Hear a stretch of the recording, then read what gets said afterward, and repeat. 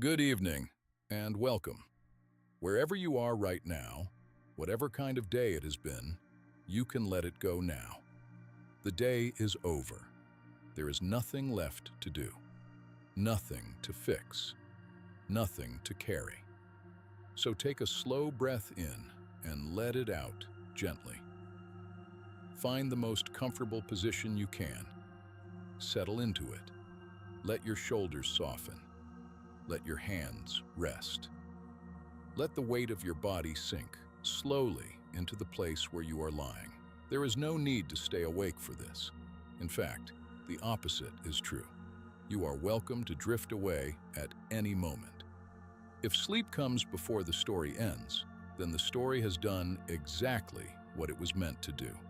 Tonight, we are going to travel a long way back, further back than empires, further back than castles, than knights, than the pyramids of Egypt. We are going back more than 4,000 years to the very dawn of the written word, to one of the oldest stories that human beings ever wrote down. It is a story about a goddess, a queen of the sky, and a journey she made down into the dark. It is a story that was carved into wet clay with a reed by people whose names we will never know. And somehow, across all those centuries, through the rise and fall of countless kingdoms, those little clay tablets survived. The story waited, buried in the sand, for thousands of years, so that it could be told to you tonight as you fall asleep. So there is no hurry. We will move slowly. We will linger. Let your breathing slow a little more, and let us begin to drift backward through time. Imagine a land between two great rivers. The rivers are called the Tigris and the Euphrates. They move slowly across a wide, flat plain under an enormous sky. The water is the color of soft clay. Reeds grow tall along the banks, swaying when the wind moves through them. This land has many names. We often call it Mesopotamia, a word that simply means the land between the rivers. But the people who lived here in the very beginning called themselves something else. They were the people of Sumer, and it was here, on this quiet plain, that something remarkable happened. Something that had never happened before, anywhere on Earth. Here, people built the first cities. Try to picture one of them. Its name is Uruk. From a distance, across the flat fields, you would see it rise out of the plain, walls of mud brick, glowing softly in the evening light, towers, rooftops, and rising above everything else, a great stepped temple, climbing toward the sky in level after level. The people called it a ziggurat, a mountain made by human hands, a stairway built for the gods. The sun is setting now in our imagination. The heat of the day is fading. The streets of Uruk are growing quiet. Lamps are being lit, one by one, behind small windows. Somewhere, a door closes. Somewhere, a child is being carried to bed. And up on the highest platform of the ziggurat, where the air is cool and clean, the priests are watching the sky. This is something the people of Sumer did, night after night, for generations. They watched the heavens. They learned the patterns of the stars. They followed the slow wandering of the planets across the dark. To them, the night sky was not empty. It was alive. It was full of meaning. Every light up there was connected somehow to the world down here. And they wrote it all down. This is the part that is almost difficult to believe. The people of Sumer invented writing, not pictures, not simple marks, but true writing, the kind that can hold a thought, a prayer, a story, and carry it forward through time. They wrote by pressing a cut reed into soft, wet clay. The reed left small, wedge-shaped marks. We call this writing cuneiform, from a word that means wedge-shaped. When the clay dried hard in the sun, the words were fixed in place. And if the tablet was ever baked in a fire, it could last, almost unchanged, for thousands of years. That is how this story reached us. Not through a book, not through a voice passed down from parent to child, slowly changing with each retelling, but through actual clay tablets, written by actual hands more than 4,000 years ago, buried, lost, and finally, long after the people who wrote them had turned to dust, dug up again from the earth. When scholars first learned to read those wedge-shaped marks, they found poems, they found prayers, they found lists and laws and letters, and they found stories of the gods. For the people of Sumer lived alongside their gods. The gods were everywhere, in the rivers, in the storms, in the grain that grew in the fields, in the moon that crossed the sky. There was An, the god of the heavens, the highest and most distant of them all. The great sky itself stretched over the world. There was Enlil, the god of wind and air, powerful and sometimes terrible, whose breath could bring both gentle breezes and roaring storms. There was Enki, the god of fresh water and of wisdom. Of all the gods, he was perhaps the kindest to human beings. Clever, patient, full of quiet tricks. Remember him. He will matter later in our story. And there was Nanna, the moon god, sailing his bright boat across the night sky, measuring out the months by the slow swelling and thinning of his light. These were the great powers that watched over Sumer, but there was one among them who shone more brightly than the rest. One whose light could be seen even in the soft glow of dusk, and again in the pale hour before dawn. One whom the people loved and feared and sang about more than any other. A goddess, the Queen of Heaven. Her name was Inanna, and it is her story that we have come here tonight to tell. So let us draw a little closer to her. Let us follow the light of her star down toward the sleeping city as the last of the daylight fades and the great dark sky fills slowly with stars. Inanna. Say the name slowly and you can almost hear how old it is. Inanna, the Queen of Heaven, the morning star and the evening star, the brightest light in all the sky after the sun and the moon. To the people of Sumer, she was everywhere. She was the goddess of love and of longing. She was the goddess of beauty and of desire. But she was also the goddess of war, fierce and proud and not to be crossed. She was the storm that ends a calm day. She was the passion that overturns a quiet life. She was, in a way, a goddess of contradictions, gentle and terrible, loving and dangerous. The Sumerians did not seem to find this strange. Perhaps they understood something about the world that we sometimes forget. That the same force which brings life can also bring upheaval. That love and war are not as far apart as we like to think. That the heart, which can adore, can also burn. And so they adored her. They built her a great temple in the city of Uruk. They sang her hymns. They told her stories.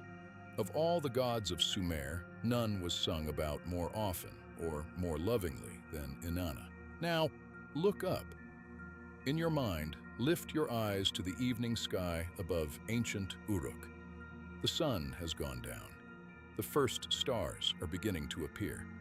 And there, low on the horizon, where the sky still glows faintly with the last of the daylight, there is one light brighter than all the others. Steady, calm, beautiful. That light is a planet. We call it Venus. But the people of Sumer did not see a planet. They saw their goddess. They saw Inanna herself, shining down upon her sleeping city. And they noticed something about her light, something strange and wonderful. Sometimes she appeared in the evening in the west, just after sunset. And sometimes she appeared in the morning in the east, just before dawn. The same star, and yet she seemed to move between two worlds. The world of the setting sun and the world of the rising one. And sometimes, this is the part to remember, sometimes she vanished altogether.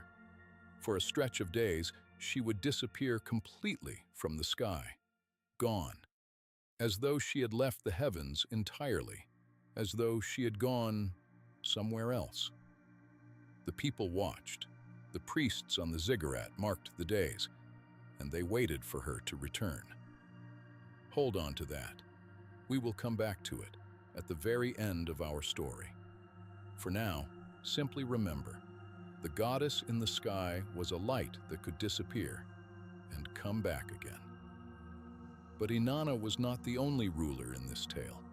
She had a sister, and her sister was her opposite in every way. Her name was Ereshkigal, and while Inanna ruled the bright heavens above, Ereshkigal ruled a kingdom far below, a kingdom of shadows, a kingdom of silence and dust, the land of the dead. The Sumerians called it many things, the great below, the land of no return. It was a vast, dim place beneath the earth, where the spirits of the dead went when their lives were over, and from which, so it was said, no one ever came back. Ereshkigal was its queen, alone in the dark upon her throne. Where Inanna was warmth and light and song, Ereshkigal was cold and quiet and grief. We do not know if the two sisters loved each other. The story does not say, but we will see soon enough that there was something heavy between them, something unresolved.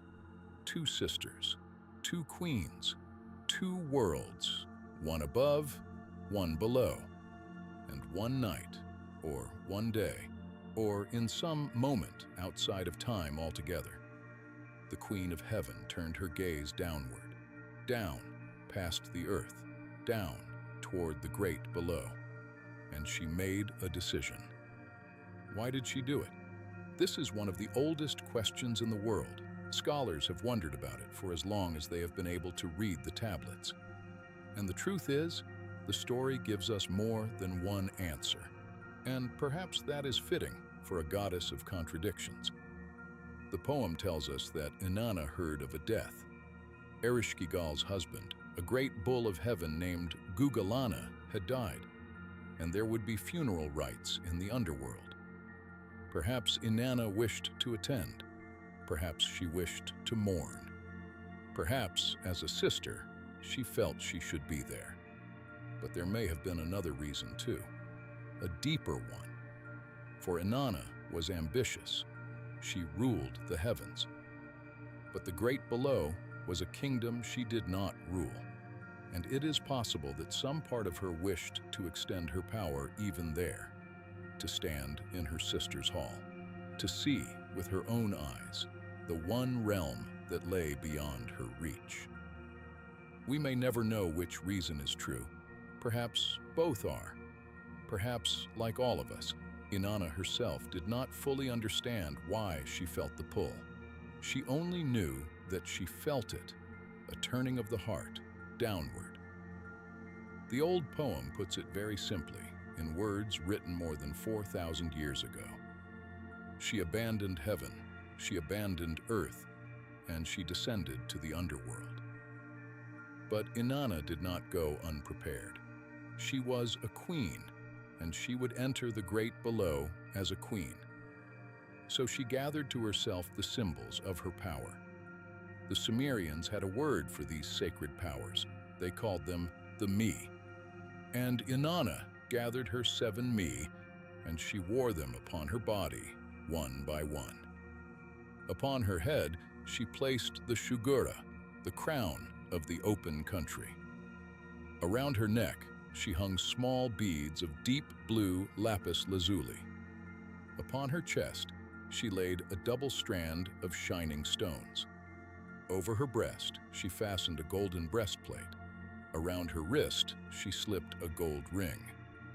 In her hand, she took a measuring rod and line, carved from lapis, the tools of a ruler, the instruments of judgment.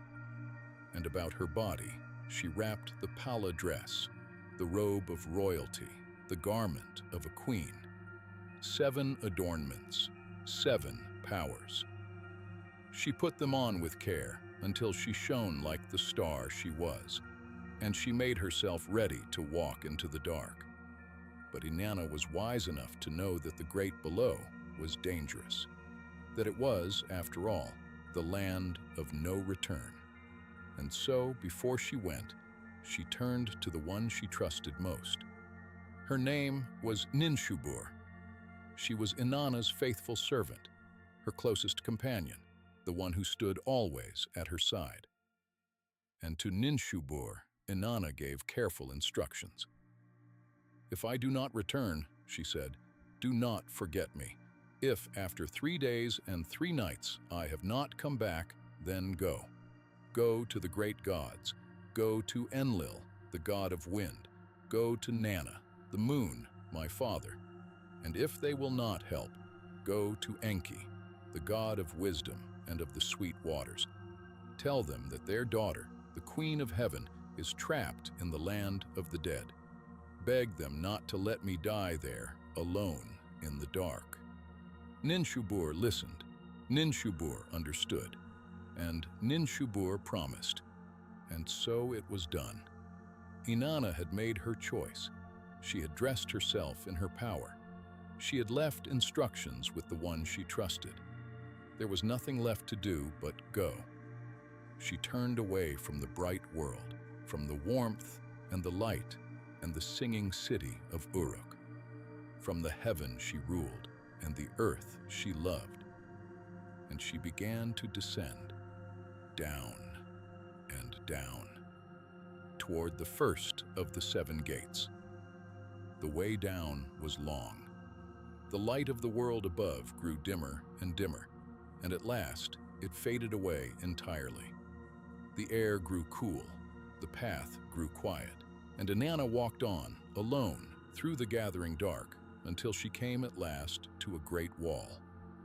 It was the wall of the underworld, vast and ancient and silent, and set within it was a gate, the first of 7. Inanna stood before it, and she struck the gate. She called out, and her voice rang in the stillness. "Open the gate, gatekeeper! Open the gate! I am Inanna, Queen of Heaven. I have come, and I wish to enter." From within there came a voice. It belonged to the keeper of the gates.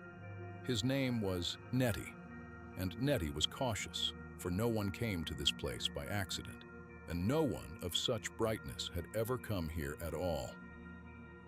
"Who are you?" he asked. "Who is it that comes to the land from which no traveler returns?" And Inanna told him. She told him her name and her titles, and the reason she had come, to witness the rites of the dead. Neti listened, and then Neti said, "Wait here, I must speak to my queen." So Neti went down into the great hall of the underworld, and he came before Ereshkigal upon her throne. He told her that her sister stood at the outer gate. He described how Inanna was dressed, in her crown and her jewels and her royal robe, shining with all the power of heaven. And when Ereshkigal heard this, something moved in her.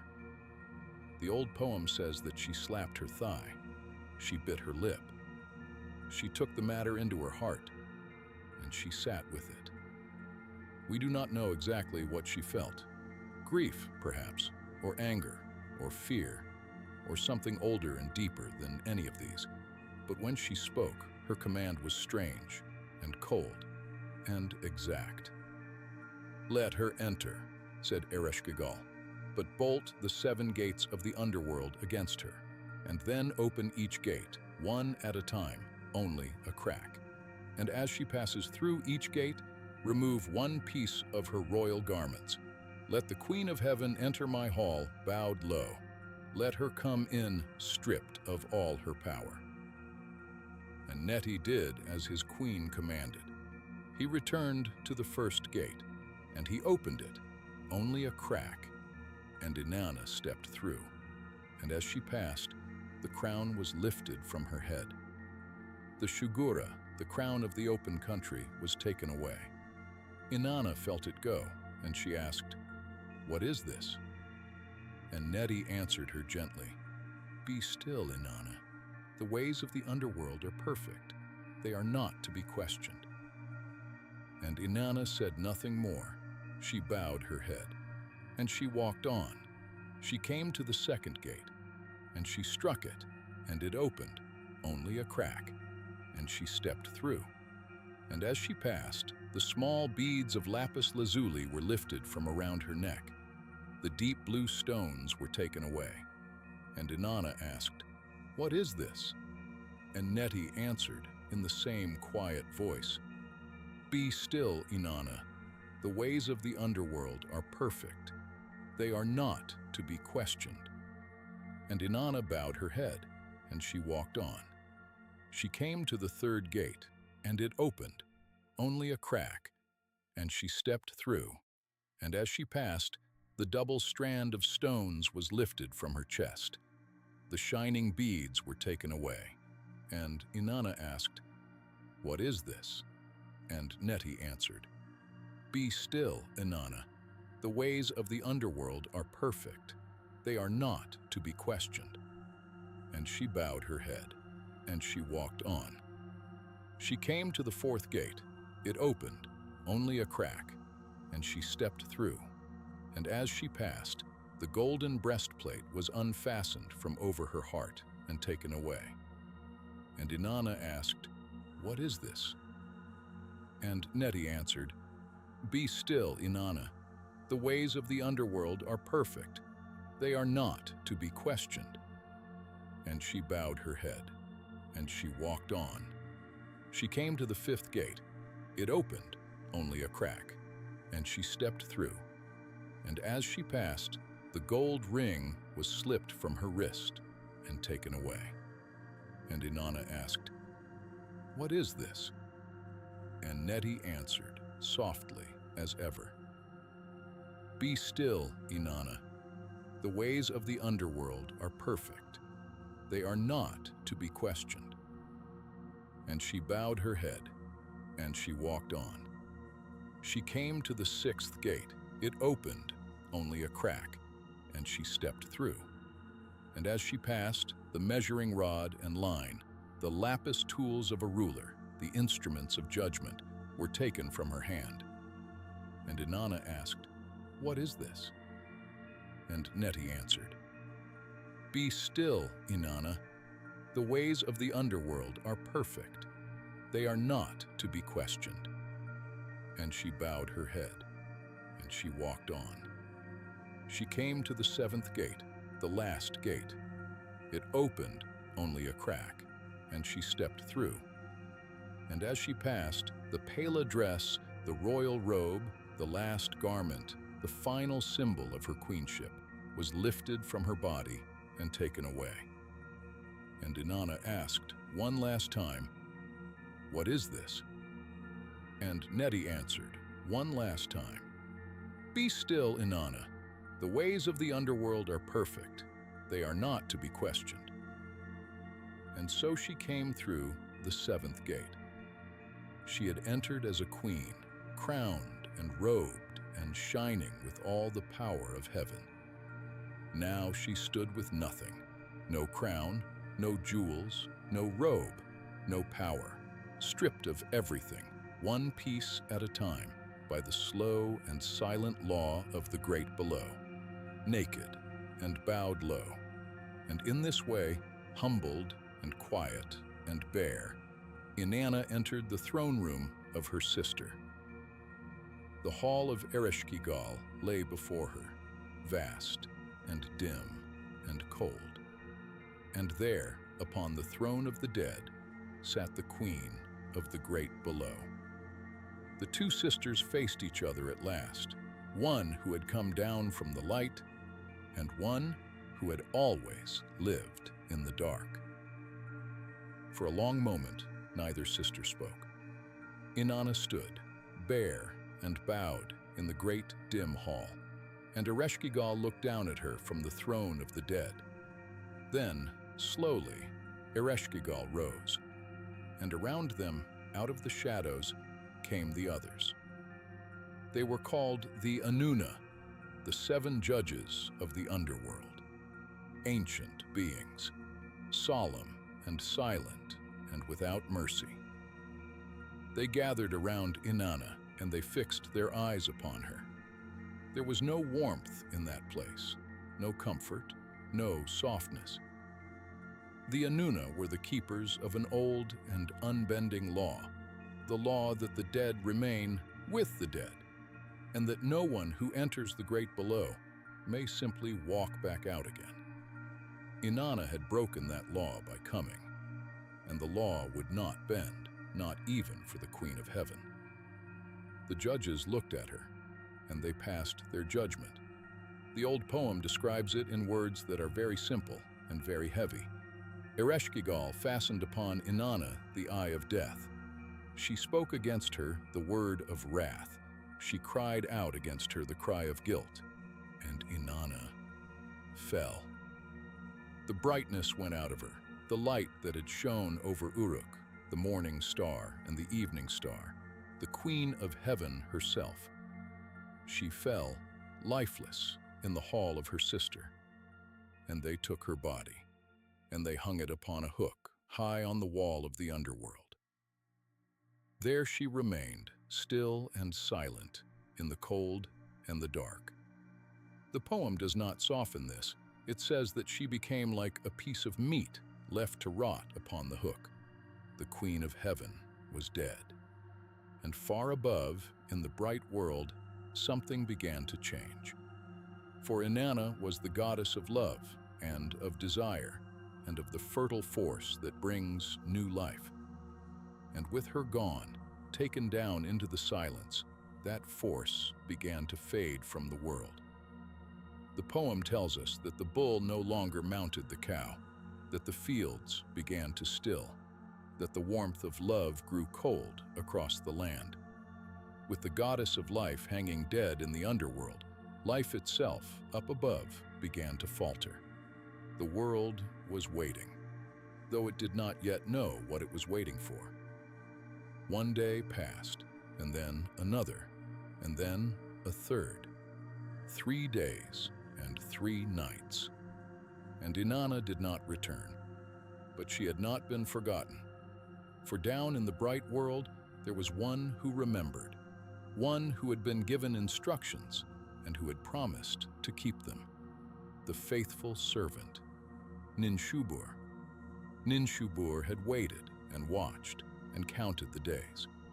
And when the 3rd day passed with no sign of her mistress, Ninshubur knew. The worst had happened. Inanna was trapped in the land of no return. And so Ninshubur did exactly what she had been told to do. She began to mourn.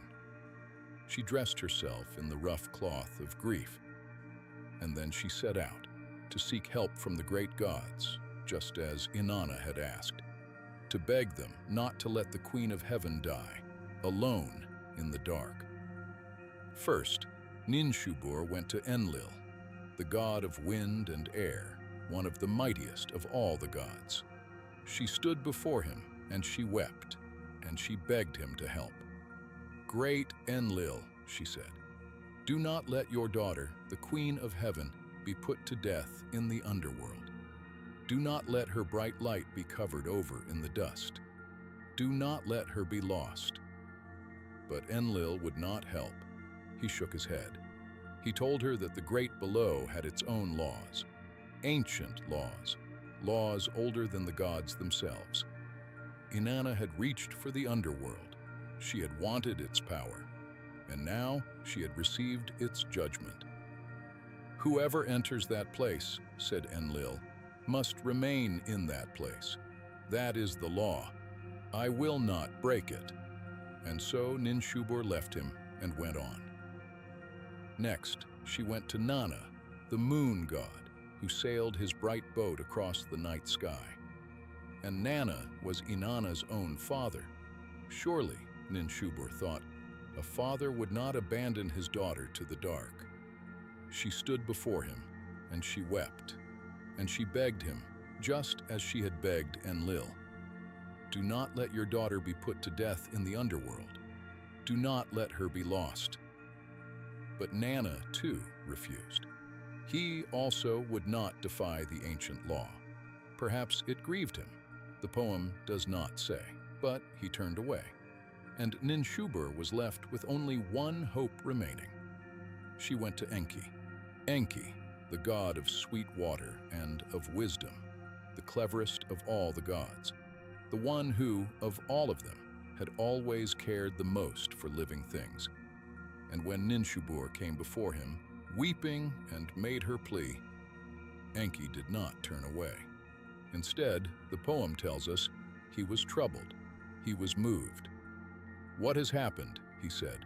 "My daughter, the queen of heaven, the queen of all the lands. What has become of her? I am troubled, I am grieved." And Enki, being wise, did not try to break the law of the underworld by force. He knew that force would fail. The great below could not be conquered, but it could, perhaps, be outwitted. And no one was better at quiet cleverness than Enki. So he reached beneath his fingernail, and he took out a little of the dirt that was there.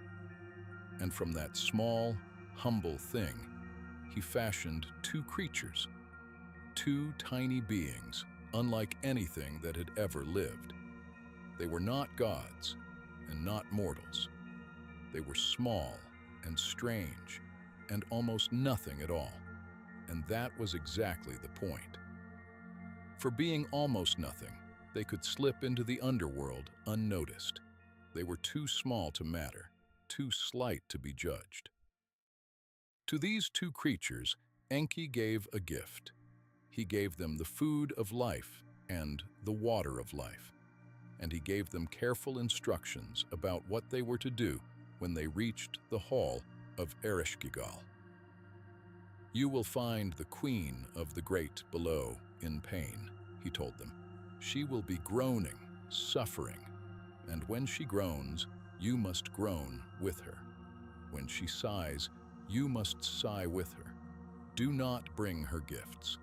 Do not ask her for anything at first. Simply share in her suffering. Echo her grief as though it were your own, and she will be grateful. And in her gratitude, she will offer you a reward. And when she does, ask for only one thing.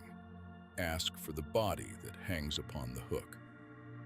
And so the two little creatures set out.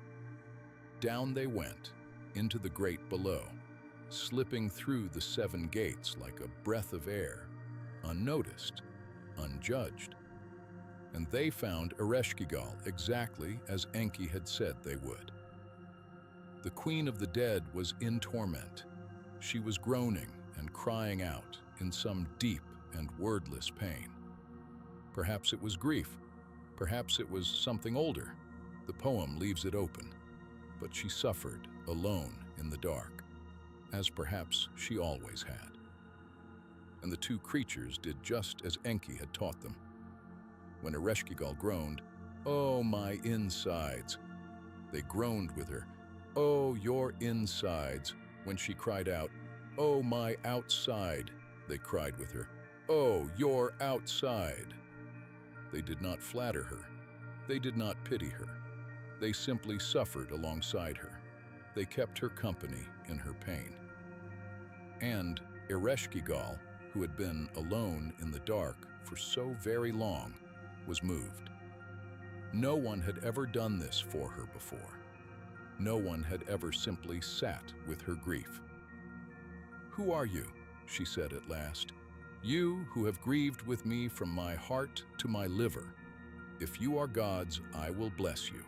If you are mortals, I will grant you a gift. Ask me for whatever you wish." And the two creatures remembered Enki's words. They did not ask for riches. They did not ask for power. They asked for one thing only. "Give us," they said, "the body that hangs upon the hook."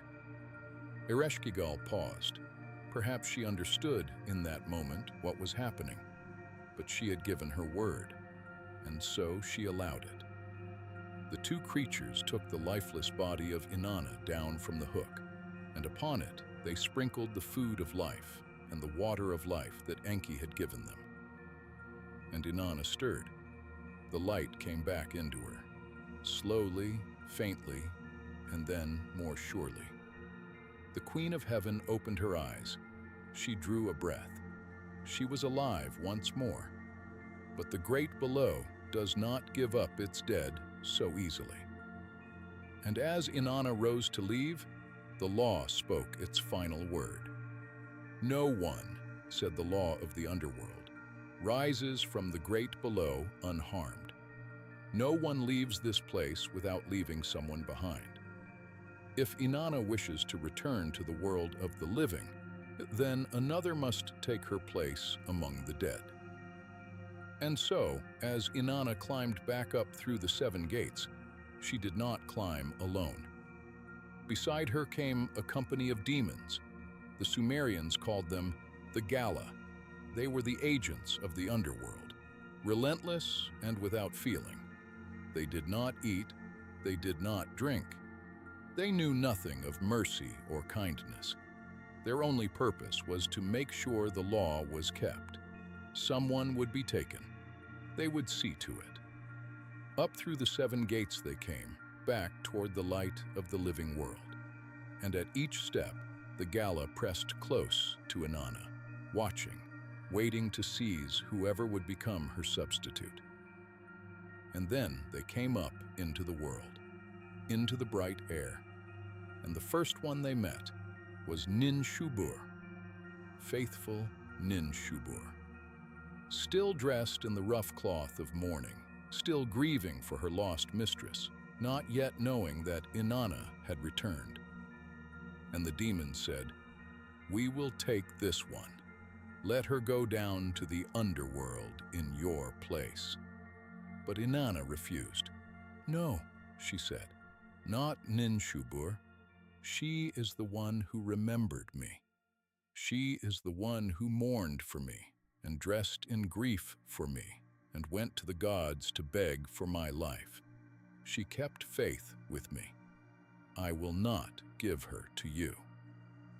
And so the Gala let Nin Shubur go, and they traveled on. Next, they came upon another of Inanna's servants, one who had also dressed in mourning, who had also grieved for the lost goddess. And again the demons reached out to seize him, and again Inanna refused. "No, not this one either. He too mourned for me." And so they let him go, and they traveled on. And then, at last, they came to a great apple tree, and beneath it there was a throne. And upon the throne sat a figure dressed in shining, magnificent garments. He was not weeping. He was not dressed in mourning. He was at his ease, resting in comfort and splendor, as though nothing at all had happened. It was Dumuzi, Inanna's husband. While Inanna had hung dead upon a hook in the underworld, while faithful Nin Shubur wept and begged the gods for her life, Dumuzi had not mourned at all. He had not grieved. He had simply gone on, clothed in splendor, seated upon his throne, comfortable. And when Inanna saw this, something turned cold inside her. She looked at her husband, at his fine clothes, at his easy comfort, at his complete absence of grief. And the old poem says that she fixed upon him the very same eye that her sister had once fixed upon her, the eye of death. She spoke against him the word of wrath, and she said to the waiting demons, "This one, take him." the Gala seized Dumuzi, and he was terrified. He cried out. He prayed to the sun god, Utu, to save him, to change his shape, to help him escape. And Utu took pity and turned him for a moment into a darting creature so that he might slip away. Dumuzi fled. He ran. He hid. But the Gala were relentless, and in the end, they found him, and they took him down into the great below to take Inanna's place among the dead. And so the law was satisfied. A life for a life. But this is not quite where the story ends. For Dumuzi had a sister. Her name was Inanna, and she loved her brother dearly. And when she learned what had happened, that Dumuzi was condemned to the land of the dead, she did something that no one had asked of her. She offered herself. She begged to take her brother's place, to go down into the dark so that he might come back into the light. And in the end, a kind of balance was found. It was decided that Dumuzi would not spend all his time in the underworld. He would spend half the year below, in the land of the dead. And for the other half, his sister Inanna would take his place, and Dumuzi would be free to return to the world above. Half the year down in the dark, and half the year up in the light. And here, the Sumerians believed, was the origin of something they saw every year with their own eyes. For when Dumuzi was below in the underworld, the world grew dry, the fields withered, the heat of summer scorched the land, and growing things died back into the dust. But when Dumuzi returned, when he climbed back up into the light, the rains came, the fields grew green again, life returned to the land, the turning of the seasons, the dying back, and the coming again. Written into the world, the Sumerians thought, by the descent of a goddess and the price that was paid for her return. So, that is the story. A goddess who left the light and went down into the dark, who was stripped of everything she had, one piece at a time, who died and hung in the silence and was brought back to life by wisdom and by shared grief, and who returned to the world, but only at a price. It is more than 4,000 years old. It was carved into clay by people who have been gone for longer than we can truly imagine. Their cities are dust now. Their language fell silent thousands of years ago. And yet, here we are, still telling their story, still listening in the dark as the world grows quiet around us. Why did this story last so long? Perhaps because it is about something that never stops being true. Remember, at the very beginning, we looked up at the evening sky over ancient Uruk, and we found one light brighter than all the rest. The planet we call Venus, the goddess they called Inanna.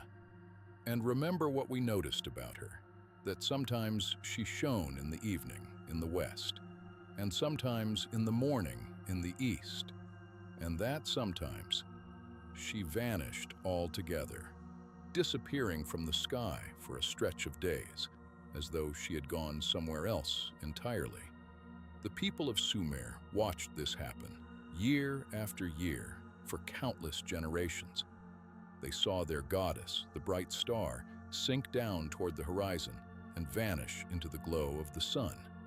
Gone, descended. And then, after some days in the dark and the unseen, they watched her rise again on the other side of the sky. Returned, reborn. The descent of Inanna is written in the heavens. The disappearance of the star is her journey into the great below. The days when she cannot be seen are the days she hangs, lifeless, in the dark. And her return, her reappearance in the dawn sky, is her rising up again through the 7 gates, back into the light of the living world. The Sumerians took the thing they saw above them in the silent turning of the sky, and they made it into a story they could hold in their hearts. A story about loss and about return. About how even the brightest light must sometimes go down into the dark. And about how, after the dark, the light comes back. The star sets, the star rises, the seasons die, and the seasons return. Winter gives way to spring, and every night the world goes dark, and every morning the sun returns. This is the oldest rhythm there is, the going down and the coming up again. And perhaps that is why this story has lasted so long, because it is not really about a goddess at all. It is about the shape of everything, the turning of the day, the turning of the year, the turning of a life.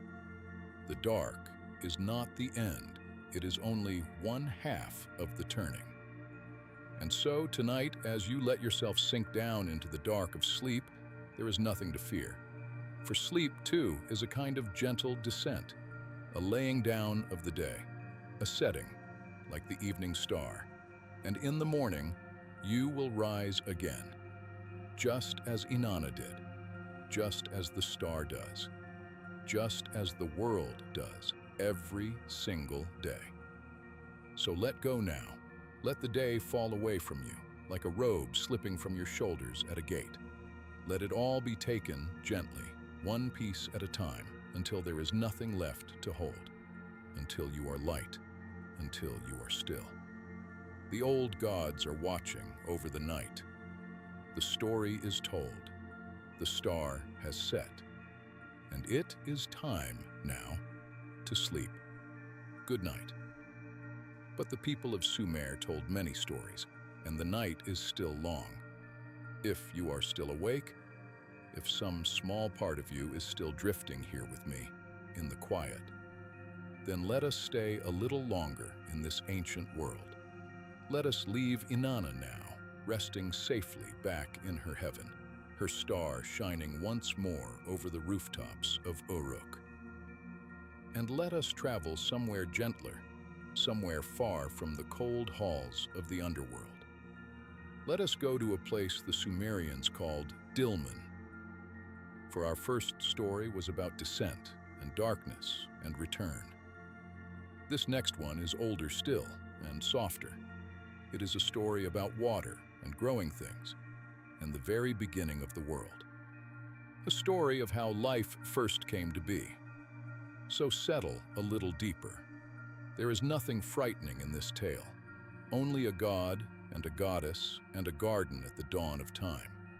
Let your breathing slow once more, and let us begin again. In the beginning, there was a land called Dilmun. It was a pure land, a clean and shining land. The Sumerians imagined it as a kind of paradise, a place set apart, untouched, at the very edge of the world. In Dilmun, they said, things were as they were always meant to be. And yet, in the very beginning, Dilmun was also strangely quiet, for it was a land before life had truly begun. The old poem describes it with a kind of gentle emptiness. In Dilmun, the raven did not yet croak, the lion did not kill, the wolf did not seize the lamb. There was no sickness there. No one grew old, no one wept. It was pure and peaceful and still, but it was a stillness that was waiting for something to begin. For Dilmun had no fresh water, and without water, nothing could grow. The fields were bare. The land was clean, but empty. Now in this land lived the great mother goddess. Her name was Ninhursag. She was the earth itself, the lady of the stony ground, the mother of all living things that would one day come to be. And she looked upon the dry, waiting land, and she wished for it to come alive. And there was another god who loved this place. His name was Enki. You will remember Enki. He was the god of wisdom and of the sweet, fresh waters, the one who, in our first story, rescued Inanna from the land of the dead with his quiet cleverness. Here, in this older tale, we meet him at the very beginning of things, the god of water, looking upon a land that thirsted for it. And so Enki gave Dilmun what it needed. He called for water to rise up from the earth. From the ground, fresh water came welling up, filling the cisterns, running through the fields, bringing moisture to the dry and waiting soil. And where the water flowed, the land of Dilmun began, at last, to live. Green things began to grow. The fields turned fertile. The empty paradise began to fill with life. And in this living land, Enki and the great mother Ninhursag drew close to one another. And from their union, new life was born. First came a daughter. Her name was Ninsar, the lady of green growing things, the spirit of all the plants and herbs that cover the earth. She was born gently and quickly, and she went out into the land of Dilmun. And she clothed it in grass and leaves and flowers. Where there had been bare ground, now there was green. The paradise grew lovelier still. And the story goes on, as these old stories do, through the generations. From Ninsar, in time, came another daughter, Ninkura, the lady of the mountain meadows, and from her, in turn, came another, Utu, the spirit of weaving, the one who taught how threads are drawn together to make cloth. Each generation a new gift to the world, each one a new thread of life, woven into the growing tapestry of creation.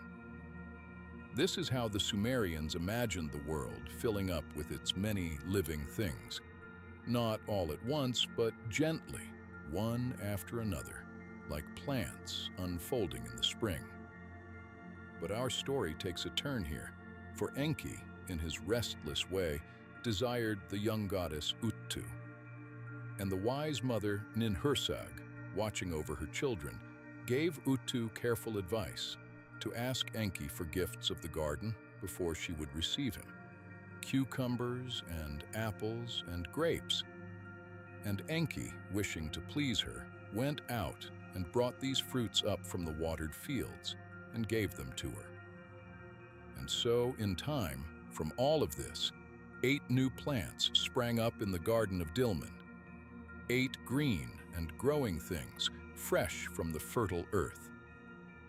Now Enki saw these 8 plants, and he did not yet know what they were, for they were new, and they had never existed before. And being Enki, curious and hungry to understand the world, he wished to know them. So he had his servant gather the plants one by one and bring them to him. And one by one, Enki tasted them. He ate each of the 8 plants to learn its nature, to know its name, to understand what it was. But these were the plants born of Ninhursag's own line. They were, in a sense, her children. And when the great mother goddess learned that Enki had eaten them, she was filled with grief and with anger, and she spoke a curse upon him. "Until you die," she said, "I will not look upon you with the eye of life." And then Ninhursag vanished. She withdrew herself from the world entirely. She went away and could not be found. And without the mother goddess, without the earth's own care and blessing, Enki began to suffer. The 8 plants he had eaten began to sicken him, each in a different part of his body. He grew weak, he grew ill, 8 afflictions in 8 places for the 8 plants he had taken. And there was no one who could heal him, for the only one who could was Ninhursag herself, and she had gone. The other gods were troubled. The great god Enlil sat in worry, but did not know what to do. For who could find the Earth Mother when she did not wish to be found? Who could soften her grief?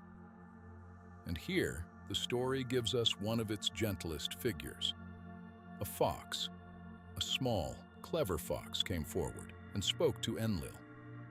"If I bring Ninhursag back," said the fox, "what will you give me?" And a reward was promised. And the little fox set out, quiet and quick and cunning in the way of foxes, to find the hidden mother goddess and coax her to return. And somehow the fox succeeded. We do not know exactly how the old tablet is broken here, and some of the words are lost to us forever. But the fox brought Ninhursag back. The Earth Mother returned to the world, and her anger had softened, and she looked upon the suffering Enki with mercy once more. And then she did something tender. She drew the suffering god close to her, and she asked him, one by one, "Where does it hurt? What part of you is in pain?" And for each place that Enki named, his mouth, his hair, his rib, and all the rest, Ninhursag brought forth a new deity, a healing god, born to soothe that very pain. When Enki said, "My rib hurts," the Sumerian word for rib was tai. Ninhursag brought forth a goddess to heal it, and she named that goddess Ninti, which can mean the lady of the rib, but also the lady who makes live, the lady of life. Some scholars have noticed, across the long centuries, a faint echo here, a woman born from a rib at the dawn of the world, an echo that would sound again much later in a very different story, in a very different book. But that is a tale for another night. And so Enki was healed. Each of his 8 pains was soothed by a new god, born of the mother's mercy. And the balance of the world was restored.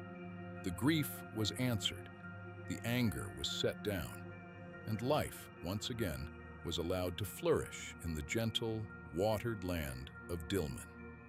And there we will leave them, the god of wisdom healed, the mother of the earth at peace once more, and the paradise of Dilmun, green and growing at the quiet beginning of the world. The night has grown deep now. Perhaps you are already asleep. If so, then rest well, and let these last words simply drift over you, like a soft current in the dark. But if you are still here, still floating in the quiet, then there is one last story for tonight, the oldest of them all, older than the tale of Inanna, older even than the Garden of Dilmun. It is the story of how the world was made, of the first cities raised up from the empty plain, and of a great flood that once swept across the earth, and the one quiet man who was warned, and who survived. You may know a version of this story already. Many peoples have told it in many lands across thousands of years. But this is among the very oldest tellings we have ever found. Written in Sumerian on a single broken tablet more than 3,500 years ago. So let us listen one final time as the world grows still around us. In the beginning, the great gods made the world. There was An, the highest god of the sky. There was Enlil, the god of the wind. There was Enki, the god of the sweet waters and of wisdom. And there was Ninhursag, the mother of the earth. Together, these 4 shaped the heavens and the land. And then they made living things, the animals that walk and crawl and fly. And at last, they made human beings. The Sumerians had a lovely name for themselves. They called themselves the black-headed people. And the gods looked upon these black-headed people with care in those early days. For the people were new to the world and did not yet know how to live well upon it. So the gods gave them gifts. They taught them how to build, and they decreed that there should be cities, proper places, where people could gather and worship and live together in order rather than wandering alone across the empty land. And the first of all cities was Eridu. The Sumerians believed Eridu to be the oldest city in the world, the very first, built at the dawn of time, close to the marshes where the fresh water met the sea. And after Eridu came others, each one founded and named and given to a god to watch over it. The plain that had once been empty now had cities rising upon it, like lamps lit one by one across a darkening field. For a long age, the world went on. The cities grew, the people multiplied, kings rose up to rule, and the slow centuries turned. But then, and here the old tablet is broken, and we must move carefully through the gaps. Something changed. For reasons the lost lines no longer tell us clearly, the great gods grew troubled by humankind. Perhaps the people had grown too many and too loud. Perhaps the world had become too restless. Whatever the reason, a terrible decision was made in the council of the gods. They decided to send a flood, a great flood, to wash across the whole earth and sweep humankind away and return the world to silence.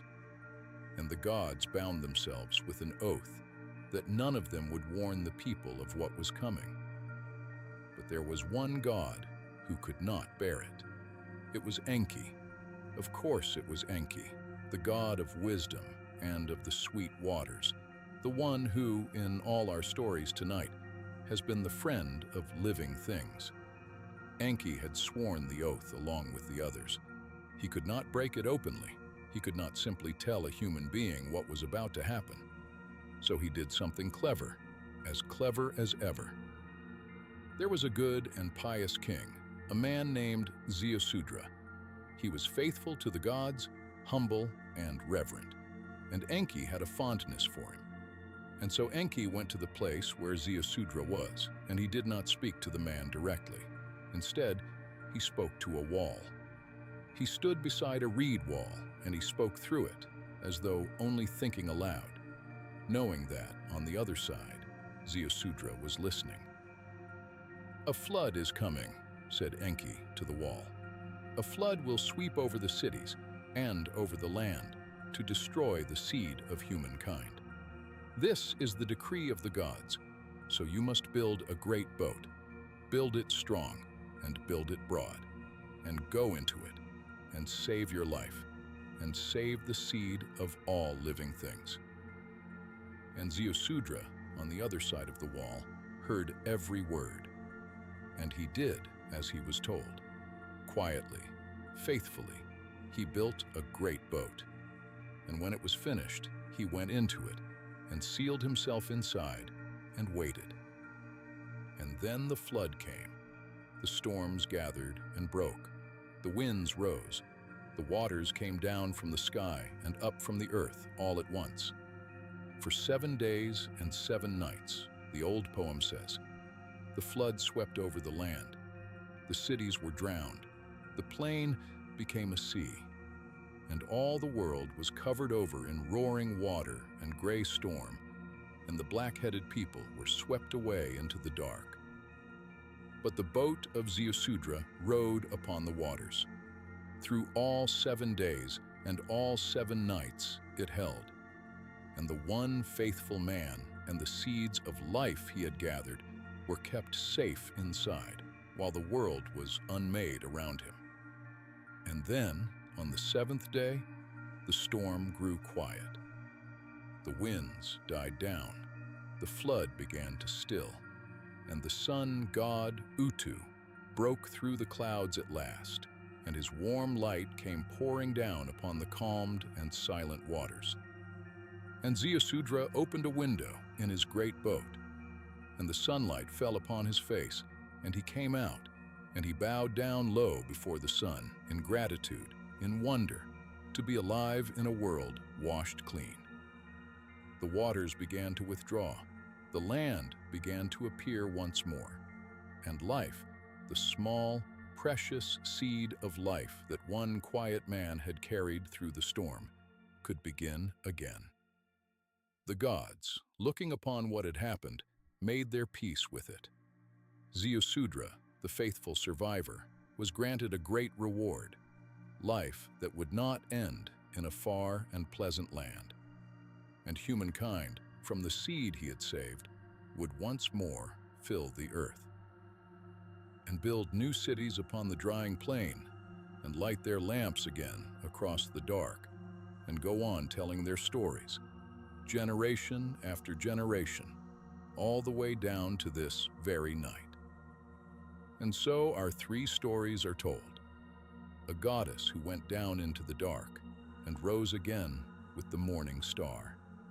A garden at the beginning of the world, where life first welled up from the sweet water, and grief was healed by a mother's mercy, and a great flood, and a quiet man, and a world washed clean and given the chance to begin once more. Three stories, older than almost anything else that human beings have ever written down, carried to us across 4,000 years on small tablets of clay by people whose names we will never know, but who looked up at the same moon you sleep beneath tonight, and who told these very same tales to their own children in the dark to carry them gently into sleep. There is something comforting in that, I think, that across all those thousands of years, so very much has changed. And yet, this has not. The need to rest. The turning toward sleep at the end of a long day. The quiet stories told in the dark. You are part of something very old tonight. A long, unbroken chain of people lying down in the dark, letting the day fall away and listening to the oldest stories in the world. So there is nothing left to do now, nothing to hold, nothing to carry. The stories are finished. The night is deep, and you are exactly where you are meant to be. Let your breathing slow. Let your body grow heavy. Let the last of the day drift away from you, like water withdrawing after a flood, like a star sinking gently below the horizon. The old gods are watching over the night. The lamps of the ancient cities are glowing softly in the dark, and the morning, as it always does, as it has for thousands and thousands of years, the morning will come again. But that is for later. For now, simply rest, sleep well, good night.